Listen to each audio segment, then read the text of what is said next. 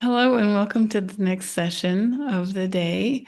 I'm very happy to have Ranith Dharmarathne. I apologize for that. A very interesting background. You're a Chief Information Security Officer at FinTech, and you obviously found the passion to teach young people about online safety.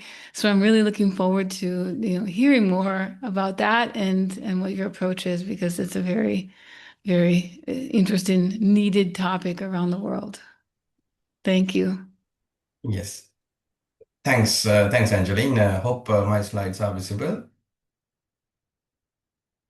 I think you need to reshare them once we Oh, entered the. sure. Now it's Hope you're good sharing. now. Yeah, yeah. Okay, right. Thanks. Actually, I would like to express my thanks to Shield organization and also Angeline for joining me for this session. So, good morning, everyone. Today I want to start with a simple question. What does childhood look like today? For many of us, growing up, childhood meant playing outdoors, reading books, talking with friends, and slowly discovering the world around us. So, today, children grow up in a very different environment.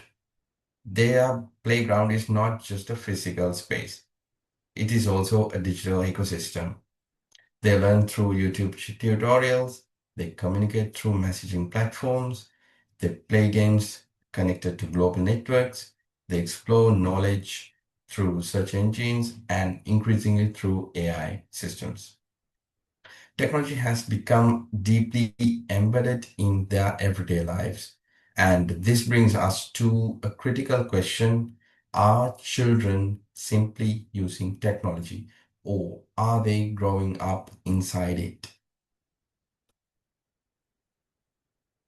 So, let me illustrate this through a simple scenario. Imagine a typical day in a life of a connected child. Morning begins with a quick look at a phone or a tablet, maybe watching a short video or checking message at school. The child might use the internet to research a topic.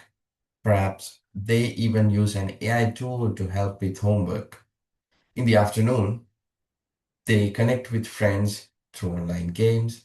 Some games include in-app purchases or virtual rewards.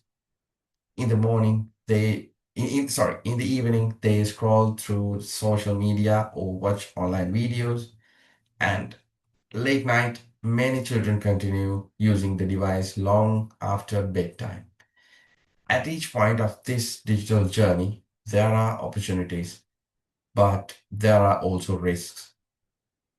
So, exposure to misinformation, online scams, cyberbullying, excessive screen times, the stranger interactions, those kind of risks can be there. And the challenge we face today is not simply whether children use technology. The challenge is whether they are prepared to navigate it safely and wisely. So, this global transformation is also happening very rapidly in Sri Lanka. I would like to explain few scenarios based on Sri Lanka context. Recent data from Department of Census and Statistics Sri Lanka shows how quickly the digital adoption has grown in Sri Lanka. Internet usage among people aged 5 to 69 has reached up to 60% in early 2025. And also, the computer literacy has risen up to 40%. So, among young people, especially those aged 15 to 19, digital literacy reached over 75%. And the smartphones and connected devices have become increasingly common, particularly since the pandemic accelerated digital engagement across education, the work, and entertainment. Even very young children are now exposed to digital devices. A recent study indicates that 75% of urban children aged 1 to 3 exceed recommended screen time limits suggested by the World Health Organization. So, this shows how deeply digital technology has entered childhood. And along with this growth, we also see rising online risks in Sri Lanka. In 2025 alone, Sri Lanka CERT, which is the cybersecurity incident response arm of Sri Lankan government, has reported over 12,000 cybersecurity and social media misuse complaints. And many of these cases involved and included fake or hacked accounts, financial scams, harassments, abusive online behavior, phishing attacks targeting users, and young people with limited digital safety awareness are often among the victims. The National Child Protection Authority reported 150 cyber abuse cases involving children within a total of over 10,000 child-related complaints during the time period. But beyond the official reports, everyday behaviors reveal deeper challenges. And we see like late night device use disrupting the sleep and excessive time reducing the physical activity of the kids and impulsive spending on in-game purchases, strange interactions through online platforms, and also sharing of misinformation without a verification. Whenever they see it, they share it at the same time without doing any verification. And emotional withdrawal is also there linked to excessive scrolling or gaming. And these trends are not unique to Sri Lanka, I believe. So they reflect a broader global environment shaped by what researchers often call the attention economy.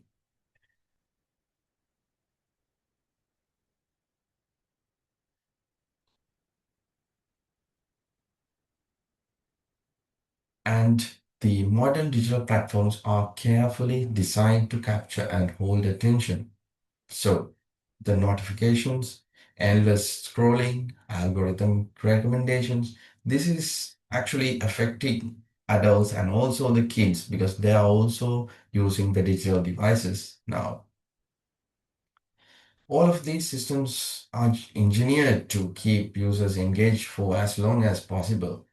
So children whose cognitive and emotional development is still evolving are particularly vulnerable to these mechanisms because they will not understand what they are suggested by the platforms. So, with their interest, they keep watching all the online videos or the advertisements they see. So, understanding this ecosystem is crucial if we want to protect and empower young users. Because of these growing concerns, Sri Lanka has begun a national conversation about how best to protect children online. So, as of early 2026, the government discussions involved multiple institutions, including National Child Protection Authority, the Ministry of Children, Women and Affairs, the Digital Economy Ministry. Several policy proposals are being debated at the moment, and these include restrictions on social media use for children under 12 or under 16. The mandatory parental consent mechanisms are also under discussion, and age verification systems for digital platforms, how we can incorporate and how we can ask the platform owners, and even proposals in some discussions to limit mobile phone ownership for children under age of 12. And these conversations reflect genuine concern about the addiction and exposure to harmful content and the mental health impacts and rising online incidents involving young users. And when it comes to this online safety, the Sri Lanka is not alone in exploring these questions. Around the world, the governments are debating on similar measures, as we can see, and even we saw Australia introduced a social media restriction for children under 16 in late 2025, and also in the other countries also there are ongoing discussions. And these discussions highlight a global challenge. And how do we balance protection and the empowerment? That is the question for us. And the restrictions, if we put restrictions, the restrictions may reduce the exposure to certain risks, but they cannot prepare children for a digital world they will inevitably enter. And eventually, children will use technology, they will interact with online platforms, they will encounter AI systems. But the real question is not simply how long we delay their access. The real question is how well we prepare them. And this is where the concept of cyber resilience is essential. So, what is cyber resilience? I'm pretty sure you all are professionals gathered here, so we know what is cyber resilience, but it is very important for us to break it down and understand and make it understandable for the community. Cyber resilience is the ability to adapt a digital environment and recognize the online risks. Think critically about the digital information that we use on platforms and recover from negative experiences, and also continuing to use the technology safely and responsibly. And it's not about avoiding the technology, and the cyber resilience is about developing the capability to navigate it wisely. So I will explain the cyber resilience framework as we want to use for this online safety for kids. So to support this capability, we can think of cyber resilience as built on three interconnected pillars. At the center is the child, and the surrounding are three essential foundations: the healthy digital habits, confidence and critical thinking, and also the shared responsibility. And around these pillars are supporting systems, including families, schools, communities, and also the policymakers. So let us explore these pillars more closely. The first pillar, the healthy digital habits. Healthy digital habits begin with balance. Children need time for learning, play, social interaction, and rest. Simply, simple routines can make a significant difference. Device-free family meals, digital curfew before bedtime, I would say, and encouraging outdoor activity, using technology together as a family rather than in isolation. The digital financial awareness is also increasingly important. Many online games encourage microtransactions. So, children may not fully understand the real world value of digital purchases. Helping them understand online spending builds responsible digital behavior.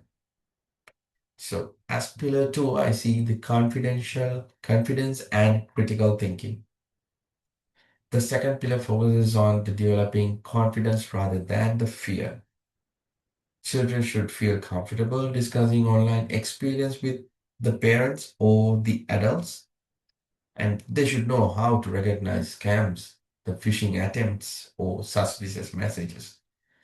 As professionals, actually, most of the time we train our employees, subordinates, in order to make sure that our companies are safeguarded. But the most important thing actually we forget, because that is our children's and the next generation of the globe.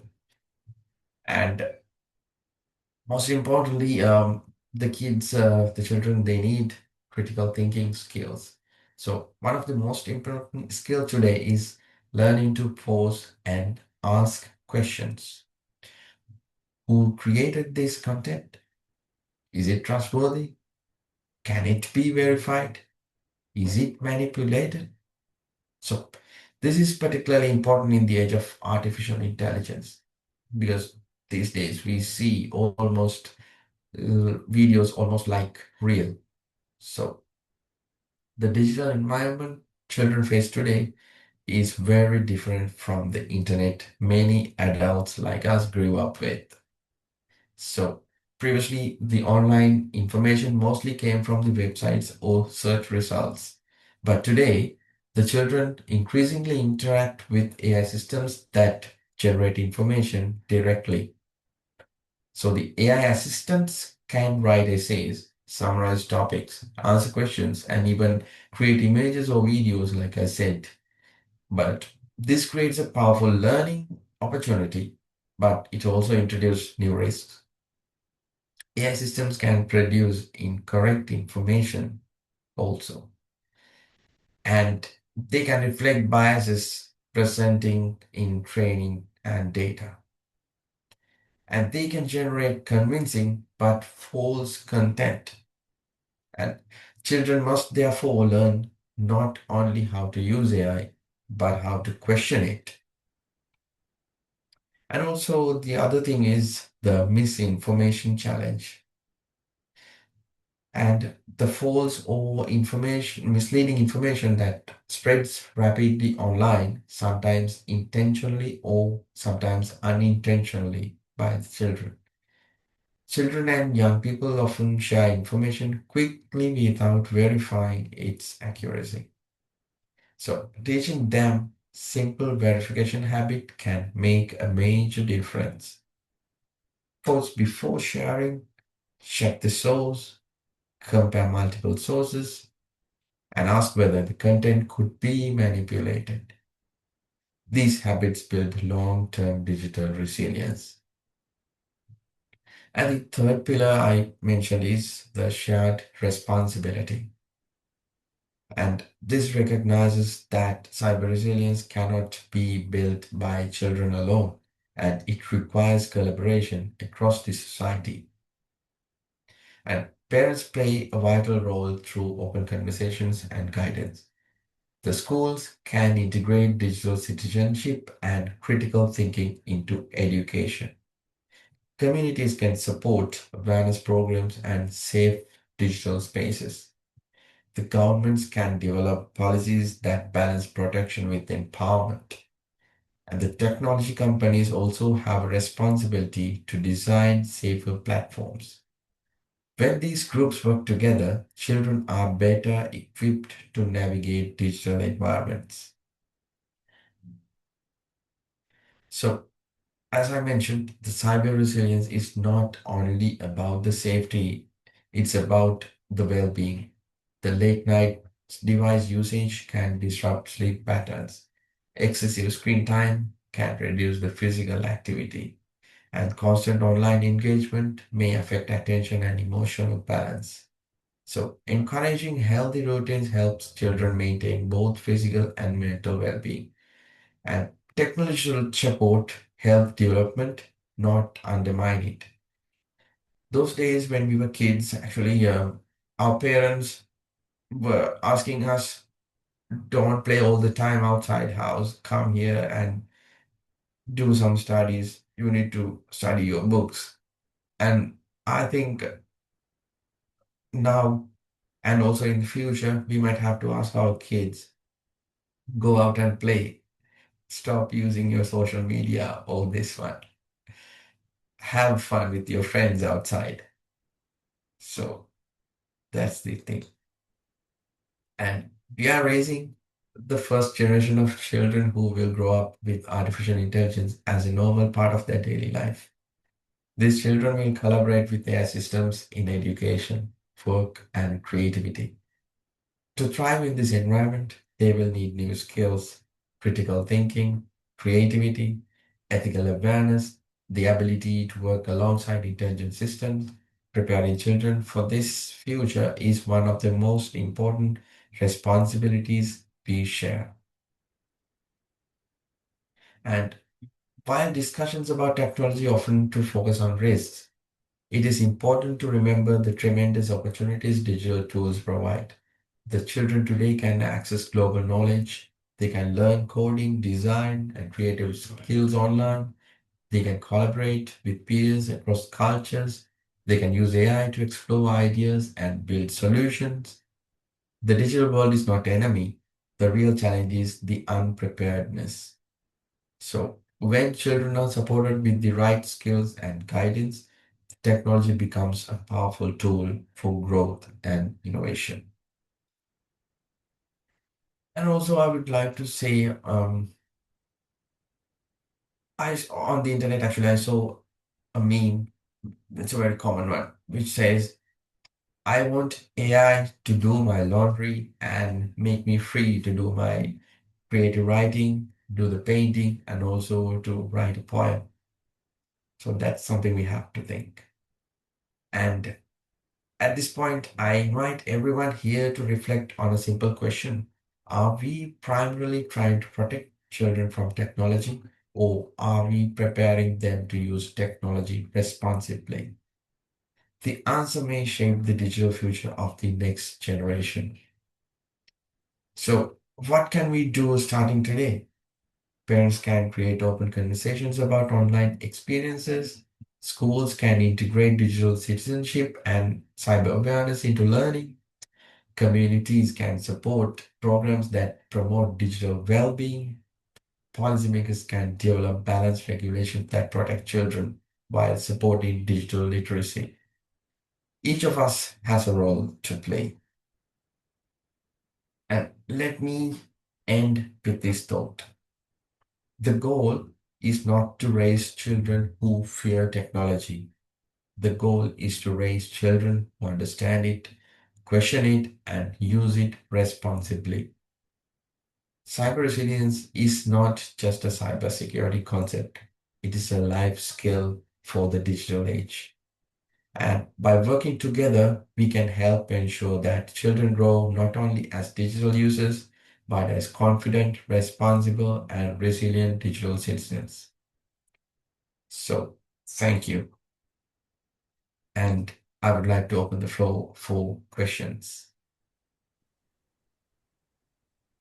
Hi, Rana. I'm back in here too. Hi, Angela. I don't know if anyone who's listening has questions. I do want to ask, you mentioned something near the beginning that really I hadn't heard before. Did you say about there's talk in Sri Lanka about even limiting the ability for young people to buy mobile phones? Yeah, it's not actually to buy. The discussions are like, are we allowing them to use a device alone?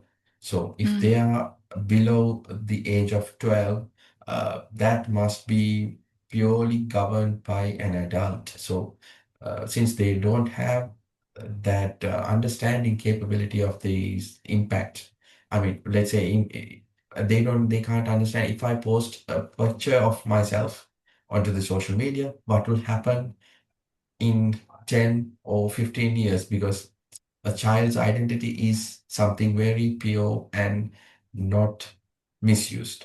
So because of that, actually, Mm. the government is thinking of making things under control, because as parents, we have to control because they cannot make decisions on their own at the moment. Okay, I like that. I hadn't heard that before. It's a really interesting to say they can't use it alone. Like I honestly hadn't heard that before. It seems like a pretty obvious thing. Like that you say you can give it, but understand that they're not ready for it. So thank you very much. The Sure, recording will be available and sure, for anyone who wants to watch it afterwards, because we have obviously many different time zones. Really interesting. Also considering your different background. and being the only representative of Sri Lanka, really to see where there's commonalities and where things are different. So we'll definitely stay in touch. Thank you. Sure. Thank you. Thanks for inviting me. Okay, bye.